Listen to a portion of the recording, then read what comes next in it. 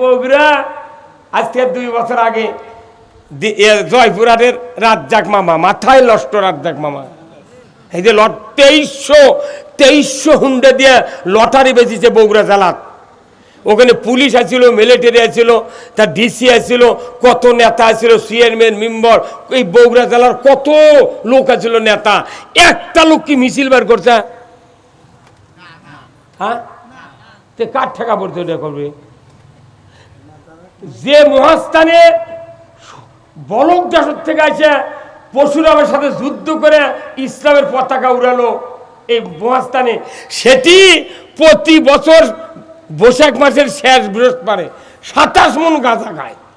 সেটা আবার করতা ফেভারত লাগে কতক্ষণে রে। তো এগুলো অন্যায় যদি বন্ধ না করেন, এলে বক্তৃতা নামাজ দিয়ে কিছু হবে না। খুল যায় এলে নিশ্চয়ই ওই যে দবির সাহেব খোলো, দবির ভাইদের খোলো, প্রত্যেকটা ইবাদতের 14 না রাষ্ট্র শক্তির সাথে জড়িত। রাষ্ট্র শক্তি যদি আপনার নামাজ কায়েম না করে, সুদ বন্ধ না করে, চুরি বন্ধ না করে, পর্দা ফরজ না করে, মহিলা বেল খোলা বন্ধ না করে, অন্যায় বন্ধ না করে, আমার আপনার বাবাও পারবে না।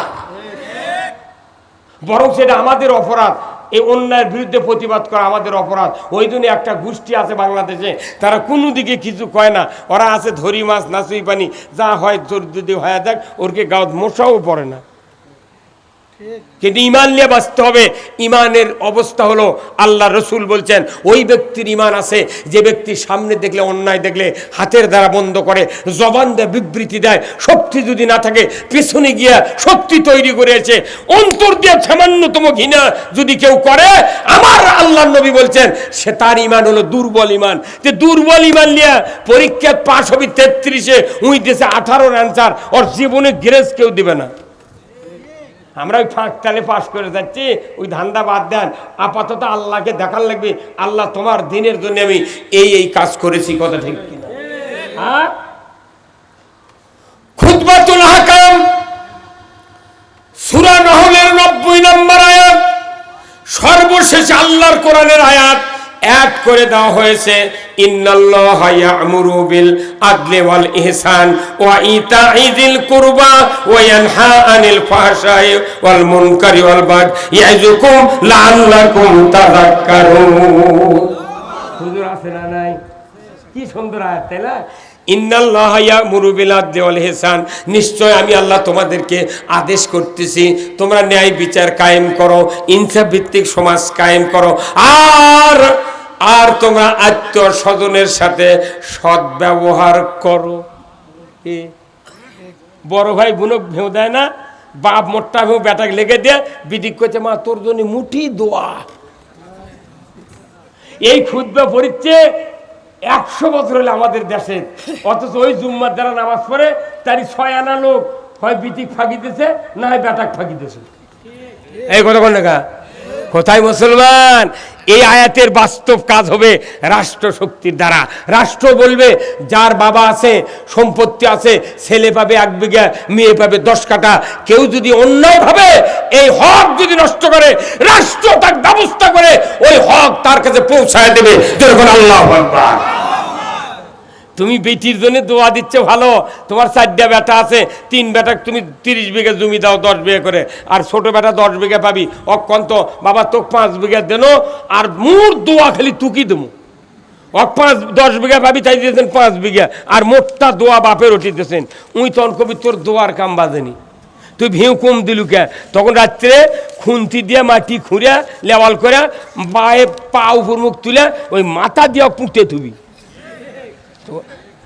কোন বাপ বেটাক দোয়া দেয় না, খালি বিটিক দেয় দোয়া। কারণ কি? বিটি কিছু করে পারবি না, কারণ প্রত্যেকটা মেয়ে চল বাপের ভক্ত। কথা ঠিক কিনা?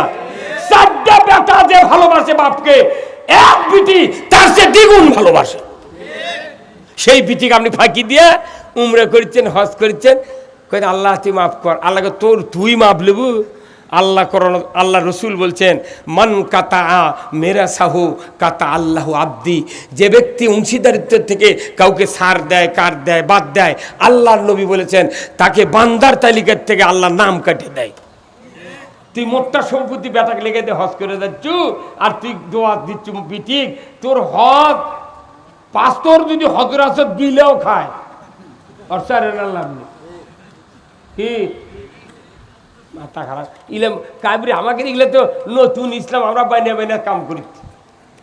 ওই যে আমার একটা বক্তৃতা আছে দীর্ঘদিন আগে, আমি প্রচুর মুগরি জব করতাম বুঝছেন গাঁৱত, কিন্তু মুগরি জব করে তখন দেখি যে মুগরি সকালে জব করে নিয়ে যা এ কুল্লু ব্যান আমাদের বসে থেকে খায়, আমার একটা কান চুল্লু এনে ফোরাও দেয় না, তাহলে আমি মানে ফ্রি জব করে দেখি কর্মরা। তখন আমি একটা বই পড়ে দেখি ওই ওই যশোরের হচ্ছে আপনার খায়ের যশোরের একটা বক্তা ছিল বুঝছেন, বই লিখেছিল হাদিসের সিরিজ, এই আবুল খায়ের বক্তা আবুল খায়ের, ওনার এক বই পড়ে দেখি যে যারা হালাল পশুকে হালাল জীবজন্তুকে জব করে দিবে অথচ বেঈমানরা খাবে, নামাজ আদায় করে না এরা খাবে, এর জন্যই এরও দায়ী হওয়া লিখবি। যখন জব করে আসবি কোয়া লিখবা তুই নামাজ পড়িস না, না তাহলে তুই জব করে তুই খা, তুই আমার থেকে জব করলে হালাল করে নিয়ে যা, তুই আন খাবো আর আমি একলা আঁকা মধ্যে জুম্মত মর্ম, আর তুই যা মাথানি মাস্তানি দেবো মাস্তাঙ্গত বসে থেকে এই কথা কর। ওই জন্য 20 টাকা করে চাচ্ছি, আর আমার কাছে আসে না, আমি 20 টাকা লাগবে জব করে দেবো, কইতে ওর কাছে যাবো না, কইতে ওটি দা না ও টাকা চাই, তো বাঁচে গেছি আমি, আমার বেকারে মাথা লেগেছে কথা ঠিক কিনা। এখন যদি কেউ কয় যে না আমি টাকা দেওয়ার পারবো না এমনি বক্তৃতা করে, বাবা তুই ফ্রি বক্তৃতা কত বক্তব্য তাকে লিয়ে যা, এই ইনকাম লোকটা আমার আমাকে কয় হুজুর অমুক খান একটা সভা তারা কোন সম করে টাকা লিয়ে আনা সভা করে দিবেন, তখন আমি কই ভাই তুমি বক্তৃতা করো 1 টাকাও লাগবেন না, কথা কন না। আরে 1 ঘন্টার বক্তৃতা যদি 75 লাখ হয় আর আমরা 2 ঘন্টা মরে যাচ্ছি, এই জীবনে 10টা মসজিদ করেছি 6 বছর সভা করে করে 10টা মসজিদ মানুষ করে দিয়েছি, তাহলে আর কি আমি কিছু পাবো না? হ্যাঁ, তা আমাকে হুজুররা ভিক্ষা করে খাক, দেশের মোট মানুষ যদি চায়, কিন্তু হুজুরা কি ভিক্ষা করে খাচ্ছে? আল্লাহ রাসূল বলছেন আল্লাহ যার কল্যাণ চান তাকে কোরআনের জ্ঞান দেন। ওই এমবিবিএস ডাক্তার ডাক্তারি পড়িছে, আপনার ছেলে আপনার ভাতিজা রুগীর চিকিৎসা করে, সবাই সুনাম করে যে অমুকের বেটা কি ডাক্তারে রুগীর হাতে হাত দিলি রুগী ভালো হয়ে যায়, টাকারও প্রশংসা করে, সেই রকম ডাক্তার। মেরিন ইঞ্জিনিয়ার ঢাকা বুয়েটের থেকে পাস করছে, 10,000 টনের জাহাজ বঙ্গোপসাগরে নষ্ট হয়ে গেছে, 2,20,000 টাকা দেয় হেলিকপ্টার ভাড়া করে নিয়ে যা জুত করে দেশে চলে গেছে, তখন ওই 20,000 টাকা আরও বেশি দিয়েছে ওই জাহাজের মালিক, না এই ইঞ্জিনিয়ার ছাড়া আমার জাহাজের মাল সব পচে যেত। বিশাল ইঞ্জিনিয়ার কি হলো আছে পশু চিকিৎসার, এই বাংলাদেশে যখন পুরো পাকিস্তান ছিল তখন ছোট ছোট গাভী ছিল।